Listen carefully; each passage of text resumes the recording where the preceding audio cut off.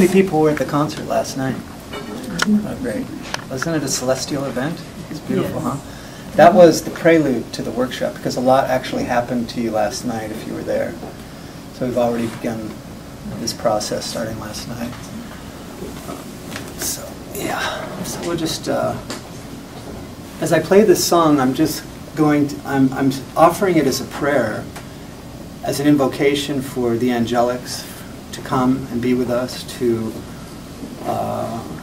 open up portals of light, so the light of understanding, the illumination of knowledge and wisdom, and our heart's compassion and understanding can be revealed to us, and that we can be open to receive sacred knowledge at this time. And as I do this, I just ask that I can be a clear channel to bring forth the highest truth for this group, for all of us at this time. And I also send forth a prayer that we can all be open to receive the truth of our soul at this time, and the gift of what wants to come through today. So.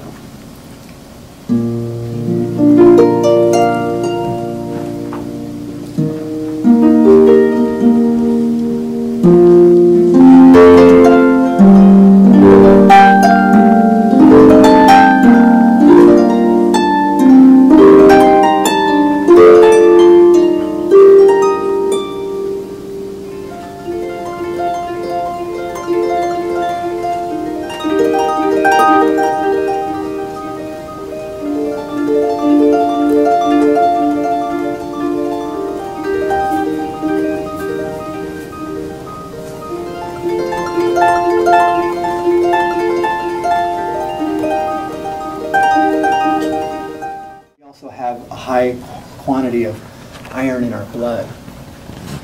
Also, it's interesting to note that iron is one of the main ingredients in a floppy disk of computer. The memory of computers is iron.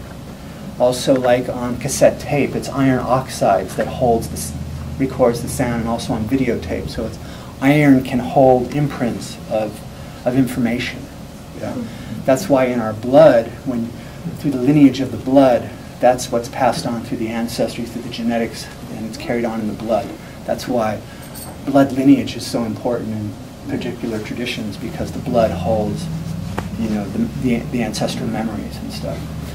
So when you go to these places and you meditate here and you become in resonance with the red rocks, because this particular area here, these sedimentary layers are about 350 million years old. It takes you way back in time. This is like one of the places that's like a living library of Earth history. So when you go there and you become attuned to the red rocks through meditation, just becoming into stillness and allowing to resonate with the rocks and the iron in your blood to resonate with the iron in the rocks, there's a communication that can occur where the Earth, or Gaia, the Earth Spirit, can communicate to you and tell you the story of the Earth. Many people have had this experience here I've had, where you sit there and all of a sudden you start seeing pictures of the dinosaurs and ancient times on the planet, and also you can start to hear the voice of Mother Earth, and she can speak to you. And you can also feel her pain as well because of everything that's occurring. Yes? What was the name of that canyon? Boynton Canyon. Can you spell it? B-O-Y-N-T-O-N. Yeah. And this vortex also is electromagnetic. So the main vortex is harmonic sound. Then when I would be in Oak Creek Canyon, listen to the sound of the water, of the creek, I could hear the music within that sound of the trickling water as well. So everything was making this glorious music when the inner ear opens up, and then you can hear it. Yeah. So at the same time, let's see if I can. There we go. This is a picture of one of my stained glass windows. When I was 6 years old, I was taken into the Episcopal Church service on Easter for the first time. I normally went to Sunday school, but on this one particular Sunday, my mother decided to bring me into the church so I could experience the Episcopal High Mass. And I was transfixed as a young child. and with the priests in their colorful vestments and the holy water and the burning of incense and the hymns and reading in Latin out of the book. And it seemed all very familiar to me, and it just put me into an altered state. And this beautiful church had beautiful stained glass windows up, which portrayed different scenes of the life of Christ. And then all of a sudden, the sun moved during the service, where all of a sudden these colored beams of light came into the church right in front of me. And in my childlike mind, I was transfixed by the beauty of the iridescent light coming in that was hitting the floor right in front of me, and these beams of pillars of light. And so actually what happened was because I was already very attuned as a child, as I told you, and was having these kind of multidimensional experiences, but my spirit traveled up through the beams of light and out through the window and up into the light of the firmament, is how I describe it. And some years later, I discovered that this is what indeed they put stained glass windows into the church for. And they believed that the light coming in through the windows was the hand of the Holy Spirit coming into the sanctuary to touch people in the sacred sanctuary. So when I had this experience, I told my mother at 6 years old that I'm sitting in the pew between her. I said, when I grow up, I want to be a stained glass window maker. And she tapped me on the shoulder and said, oh, that's nice. And we forgot about it. And then 10 years later, when I was 16, I was looking for a part-time job. And I went into the career counseling room on the high school where I was going in California.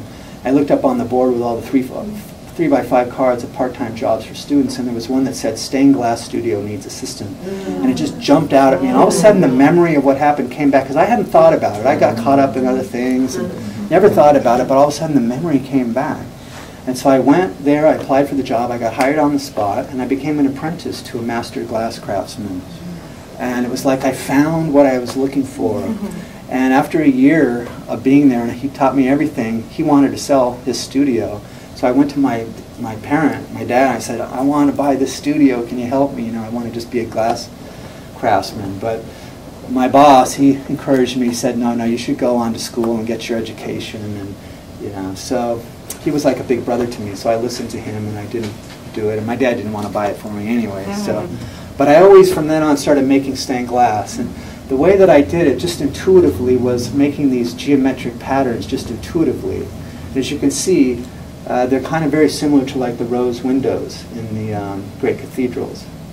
And so I started just intuitively working with sacred geometries. This one, you can notice there's a quartz crystal in the center with 3 dolphins swimming around it.